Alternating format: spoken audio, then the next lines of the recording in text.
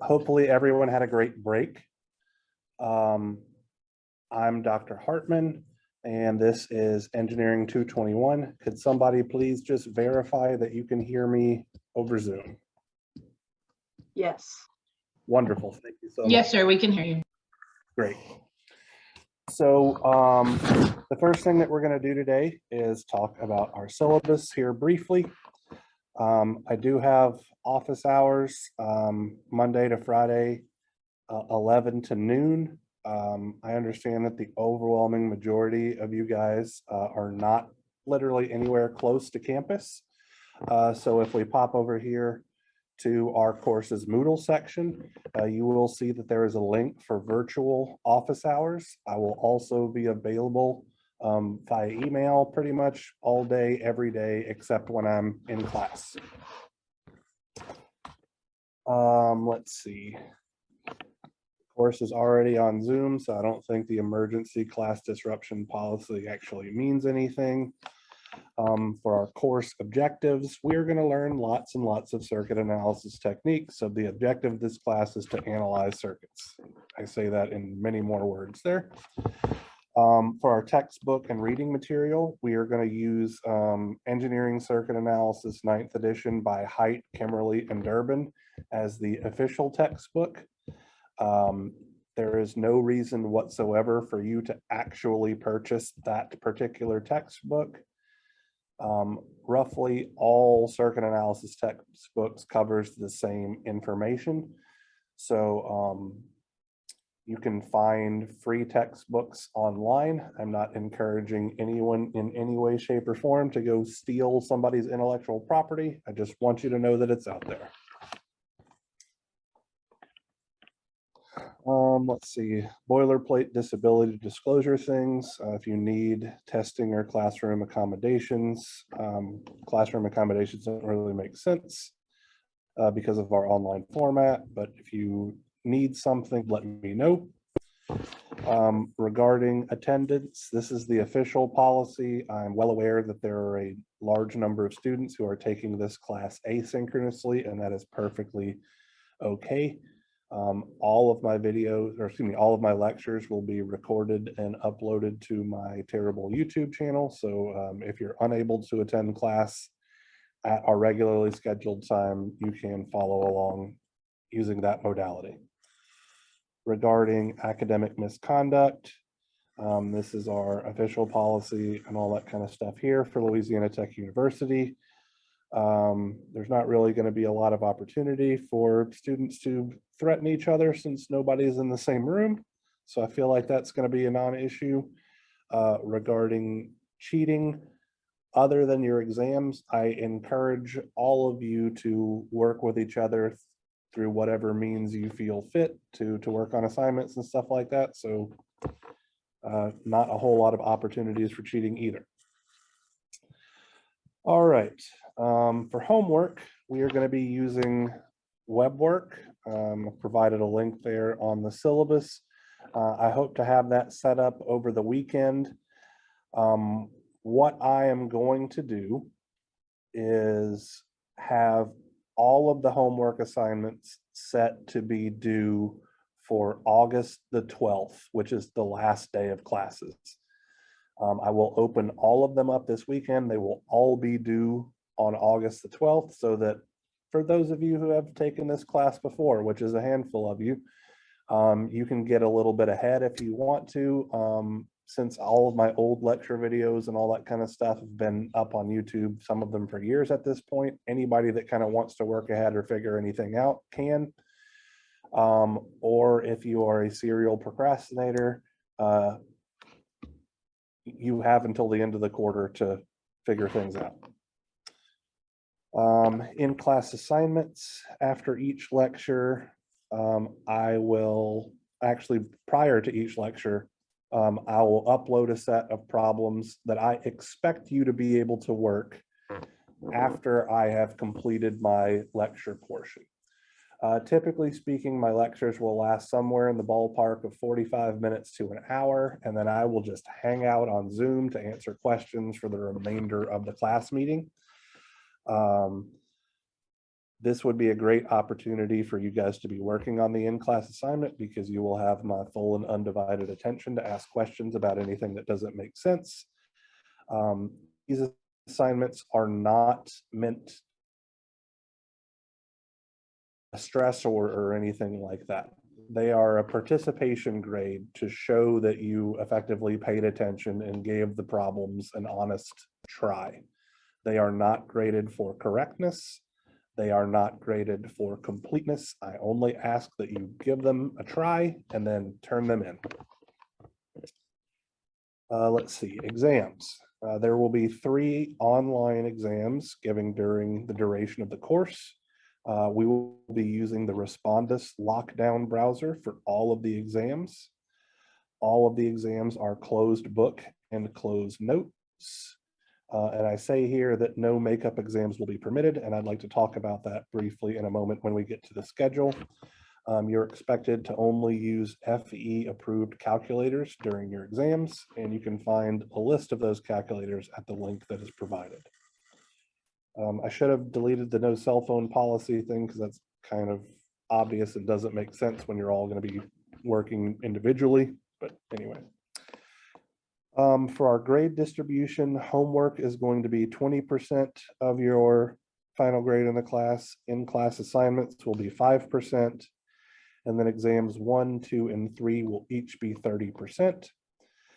That does not add up to 100%. In fact, it adds up to 115%. What I do is reduce the weight of your lowest exam to only count for half, which means anybody can have one bad test day, and as long as you made above a 33, mathematically an A is still a possibility, right? I understand that people have test anxieties or just sometimes a test occurs on a bad day, so I try to accommodate for that with this, I feel, pretty lenient policy.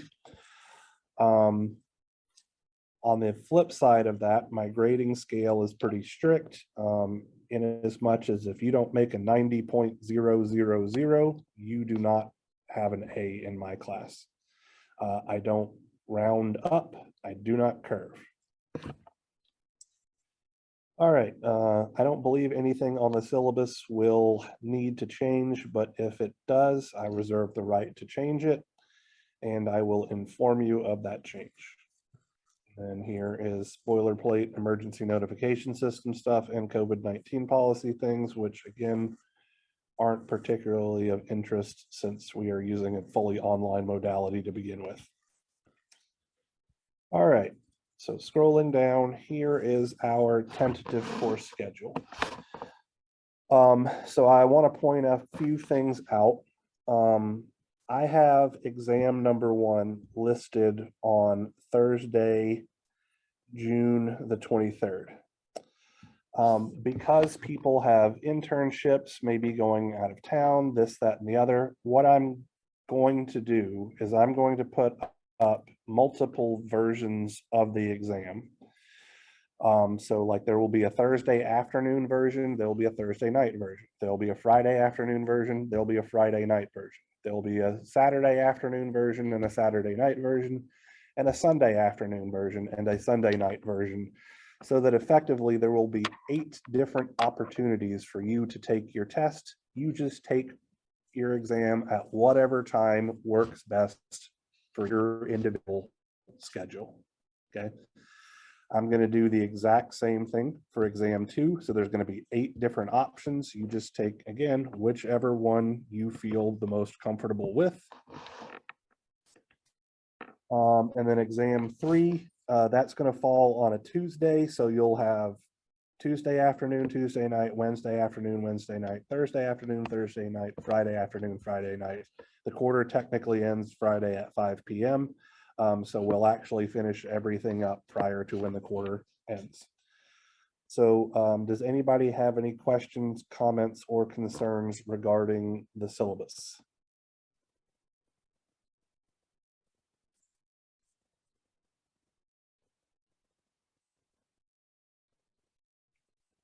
All right, I don't see anything in the chat and I don't hear anybody telling me that I'm wrong. So let's jump into today's lecture material. So what we are going to be talking about today is basic circuits terminology. Effectively, I want us to all be speaking the same language before we start our analysis on Monday. Spelling things correctly.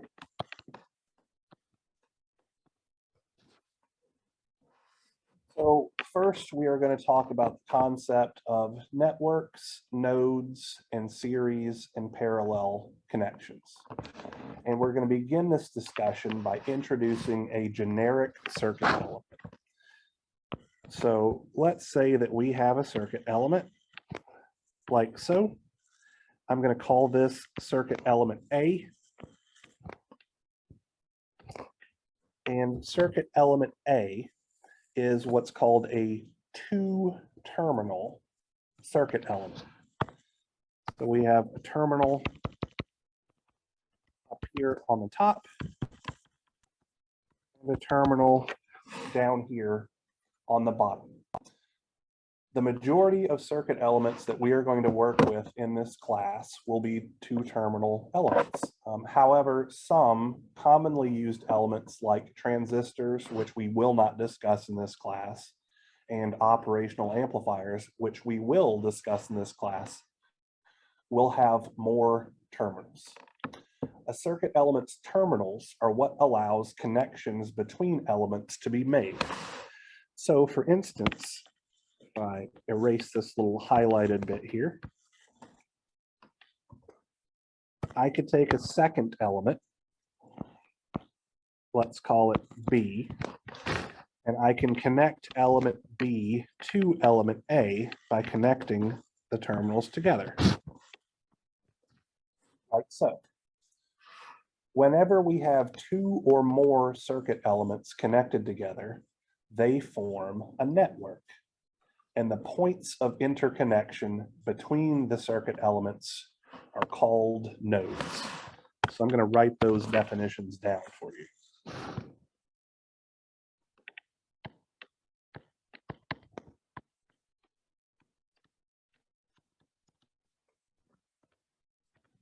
So a network is an interconnection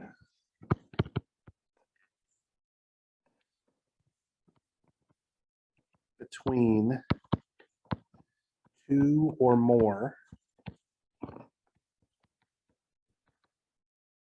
circuit elements and a node is defined as a point. I'm going to put this in quotation marks because we're going to discuss that in a moment, of interconnection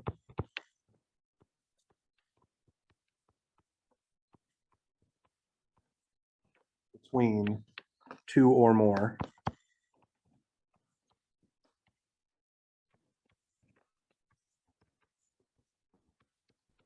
circuit elements.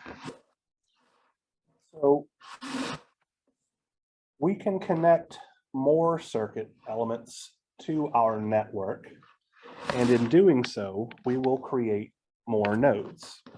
So for example, I could have an element C here that I connect to element B at this terminal, and I would connect to element A at this terminal. And then I might have some element D over here. And I can connect element D's terminals to their other network. And I have now created a circuit.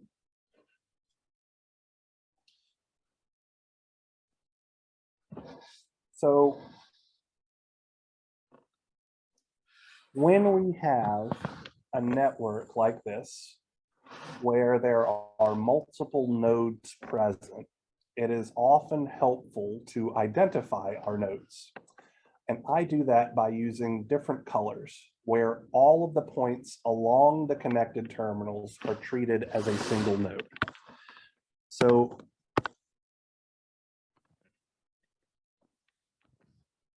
I would treat this connection between elements A and B as a single node.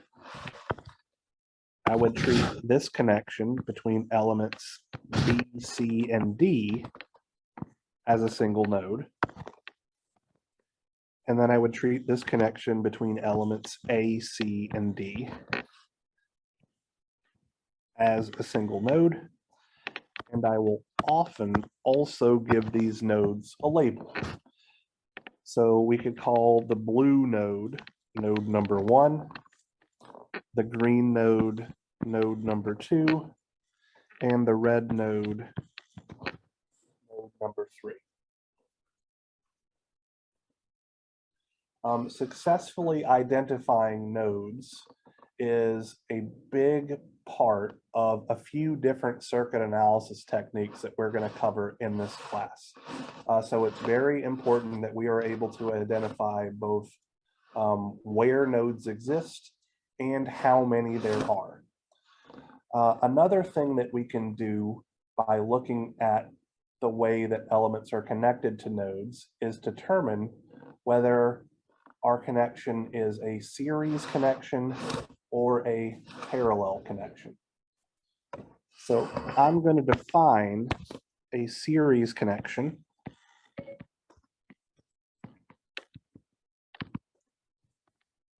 as a connection between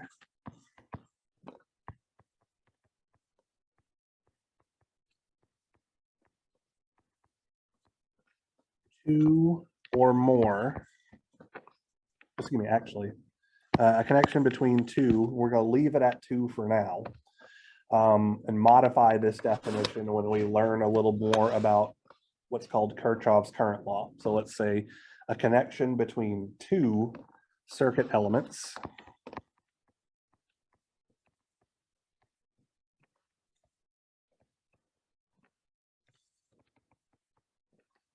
with no additional branches. And so what I mean by that definition is, let's look at how circuit element A and circuit element B are connected to each other, right?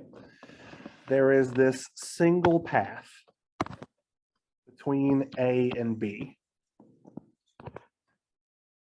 where there is no other branching connection to anything else. So that means that elements A and B. Now, if we looked at elements B and C, we have a point of connection, but there's also a branching path off to D, which means that B and C are not in series, and similarly, B and D are not in series because there's that branching path to C. So that's the distinction between a series connected pair of elements and a not series connected pair of elements. For a parallel connection,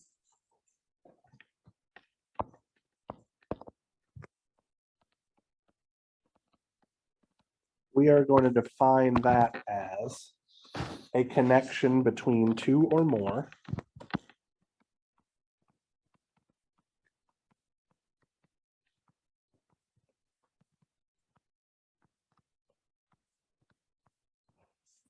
circuit elements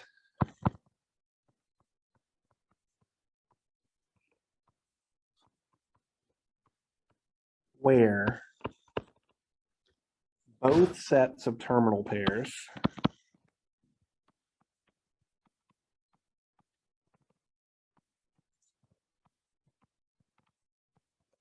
are shared.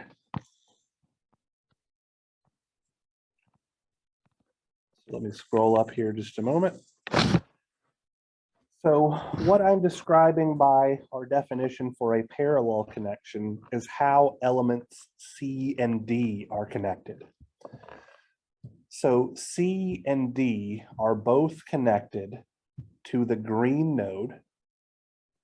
So they share that node, and they are both connected to the red node.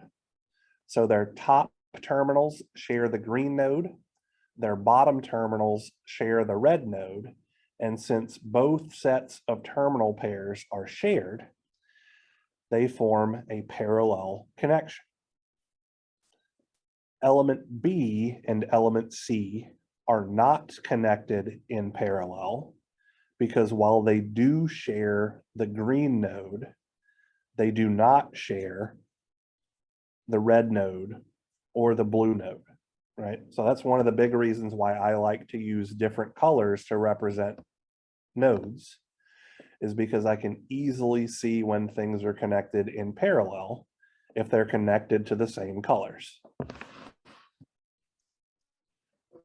One thing that's very important to realize is that not all connections between circuit elements have to be considered as a series connection or a parallel connection. As we just discussed, elements B and C are not connected in series and they are not connected in parallel. This is something that I find a lot of students struggle to understand. So I just want to put it out there that it's perfectly okay if you can't identify a pair of elements as being in series or in parallel. That is absolutely an option. So what I'd like to do now is take a moment to work an example problem with you all.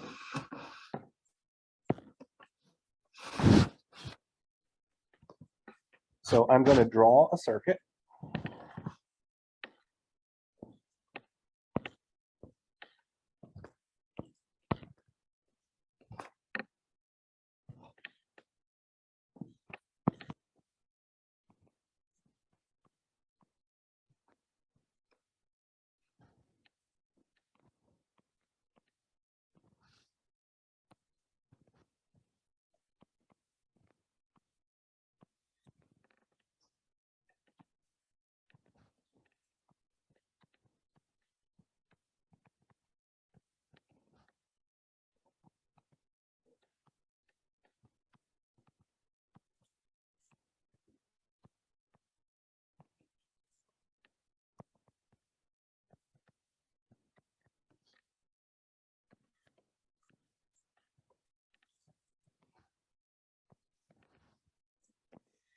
Here is my circuit, and we are going to answer a few questions. Our first question will be,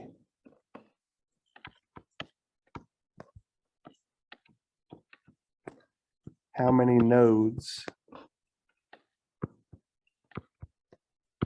does the network contain?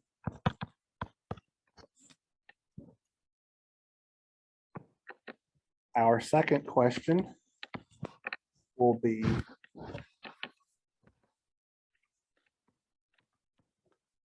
which of the elements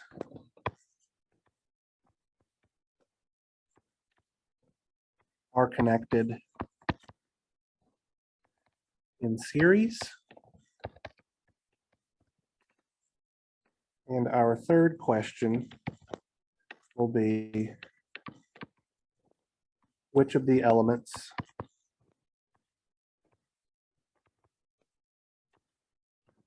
are connected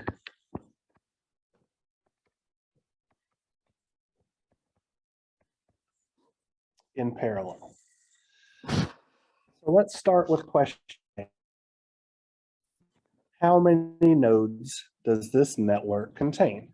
Anybody care to venture a guess?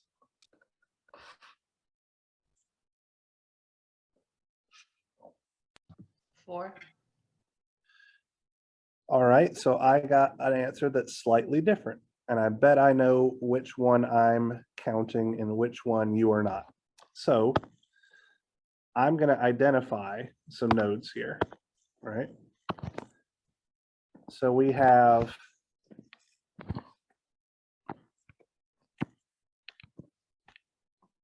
this node in red.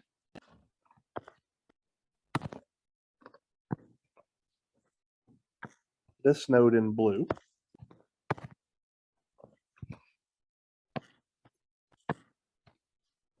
This node in green.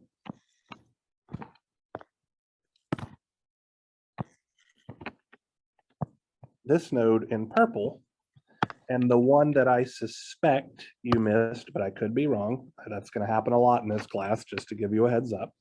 But the one that I suspect you missed is this guy right here between elements C and D. So we have 1, 2, 3, 4, and 5 nodes. Is anyone not okay with that result?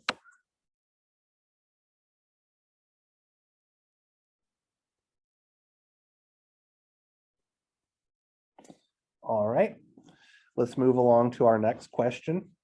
Which of these elements are connected in series? Anyone have any thoughts?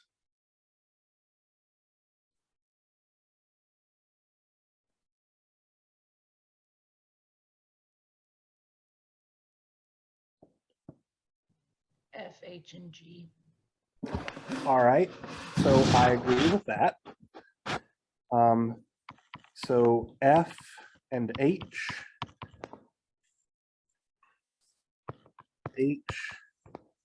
and G. We can also consider F, H, and G to be a single series combination.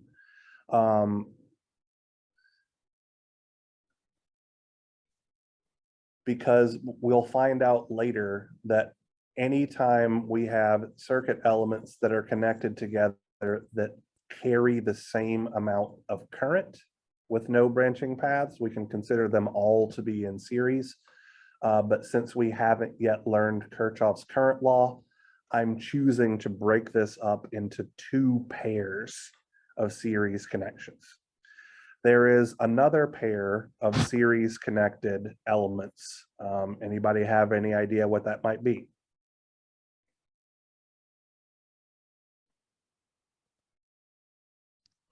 C and D. That's absolutely correct.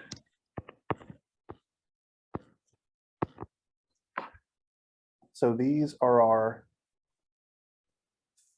3 different pairs of series connected elements. And unless anybody has any objection, we will move along to determine which elements are connected in parallel.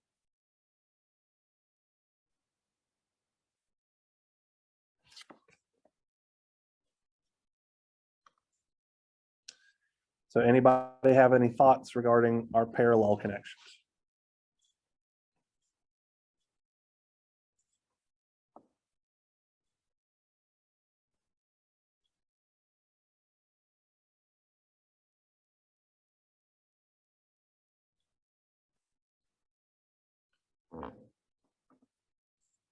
All right, A, so I'm sorry, what was that?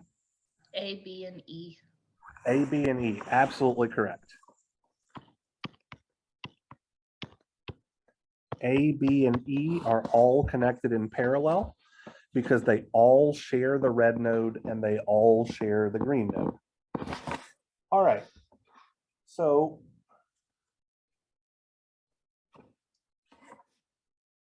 I'm going to go back to this first page here, and we're now going to introduce a couple of other concepts. Okay, so we talked about networks, nodes, and series and parallel connections. Now we are going to talk about circuits, specifically loops and meshes.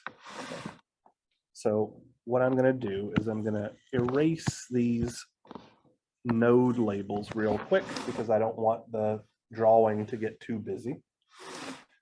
We are going to define a circuit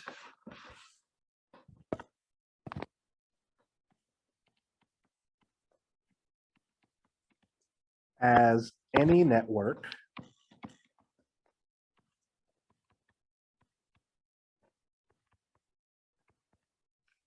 that contains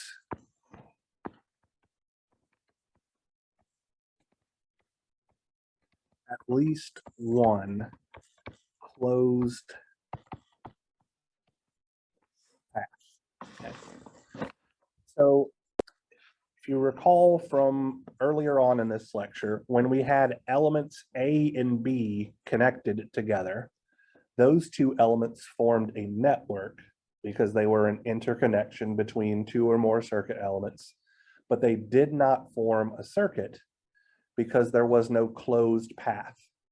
As soon as we connected element C to elements B and A, we had a circuit that had exactly one closed path.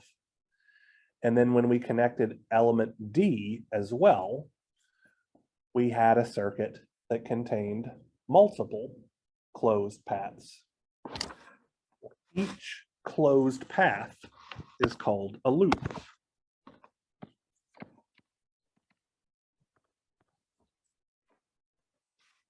So we'll define a loop as any closed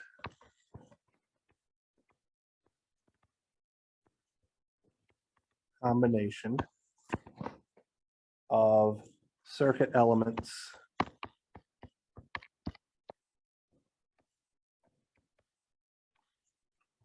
and nodes. So in this particular circuit, we have a loop formed between the path that goes from element A to element B to element C and then returns. So that's loop number one. We have a second loop comprised of the elements C and D. Can anybody tell me what the third loop is?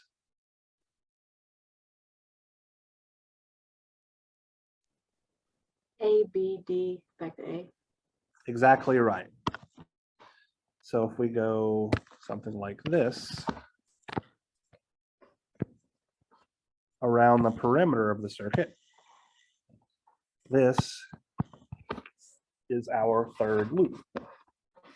So this simple circuit contains three loops. Now, we can define a mesh, which will be an integral part of mesh analysis, which we'll learn about in about 2 weeks. We can define a mesh to be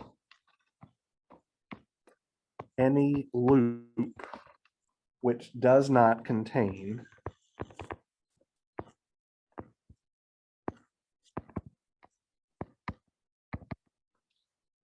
a smaller loop. So the loop that I've labeled number one would be considered a mesh. The loop that I have labeled number two is also a mesh. But the loop that I have labeled number three is not a mesh because it contains both loops one and loop two. Does everybody understand the distinction between loops and meshes?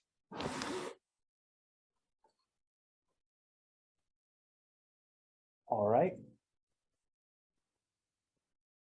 So we're going to take a moment here to work another example problem, and then we will be wrapped up for the day. Taking it easy on you guys for our first day. So let's say that we have the following circuit.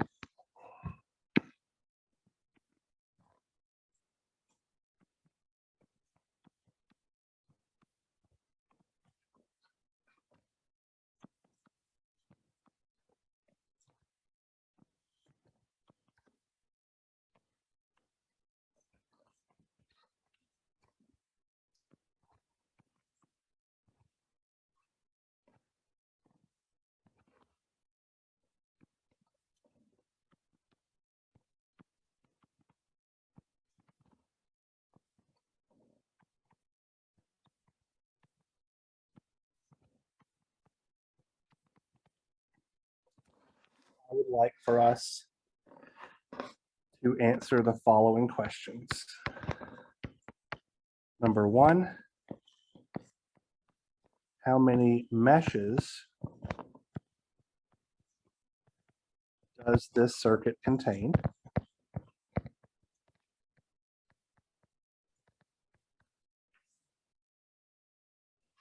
And number two, B, how many loops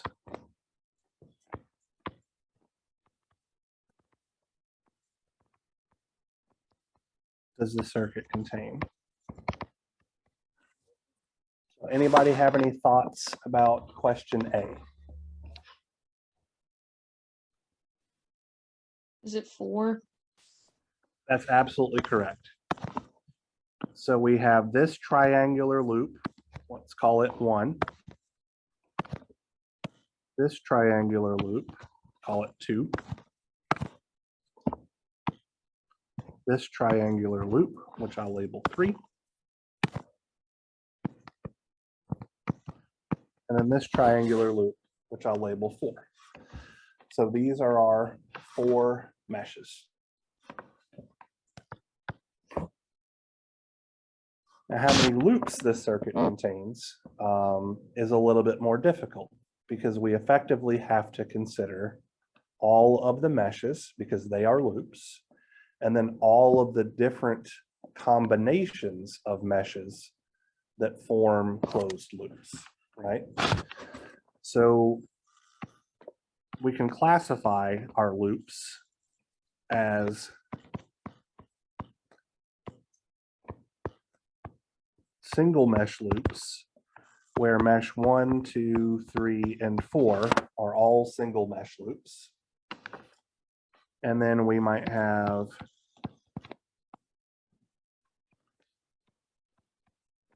two mesh loops, which would be something like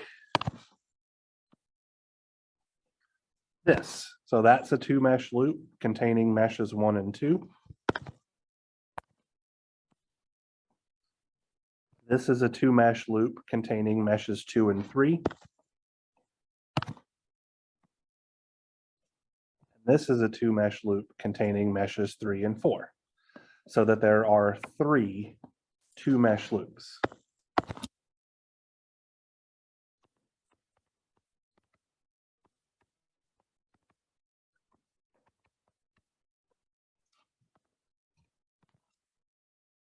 We have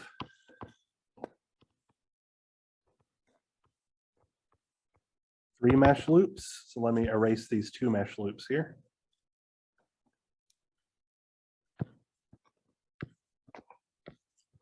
So how many 3 mesh loops does this circuit contain?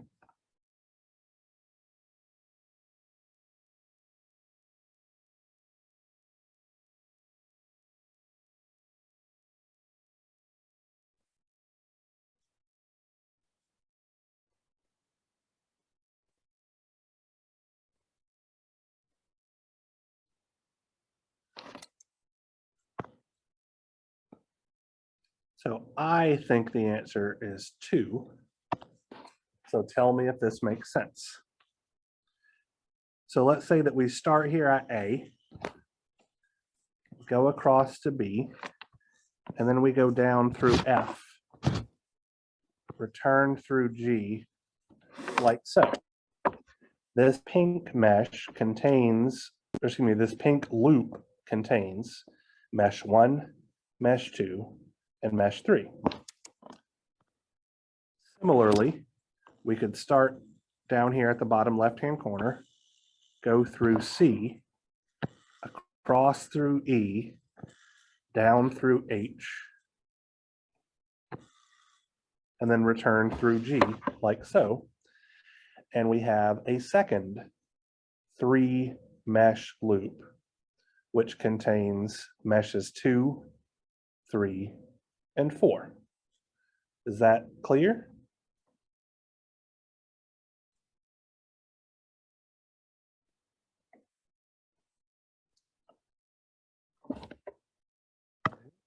Nobody's saying it isn't, so I will just assume.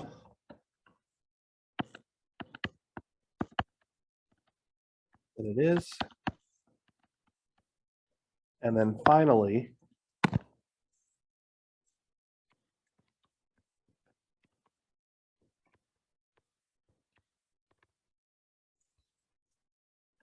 there could be 4 mesh loops.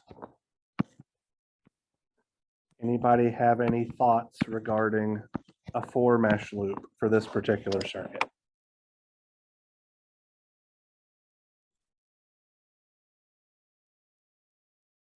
It's the perimeter, isn't it? A, B, E, H. Exactly correct. Around the perimeter will always be a loop as well. 100% correct. So our 4-mesh loop contains 1 and 2 and 3 and 4. So we have 4 single mesh loops, 3 2-mesh loops, 2 3-mesh loops, and 1 4-mesh loop for a combination of 10 different loops contained in this circuit. All right, so that's all that I had prepared for today. There is not going to be a homework assignment or an in-class assignment associated with this material because it's really just me trying to make sure that we're all speaking the same language. So I hope you all enjoy your weekend, and I will see you again on Monday afternoon.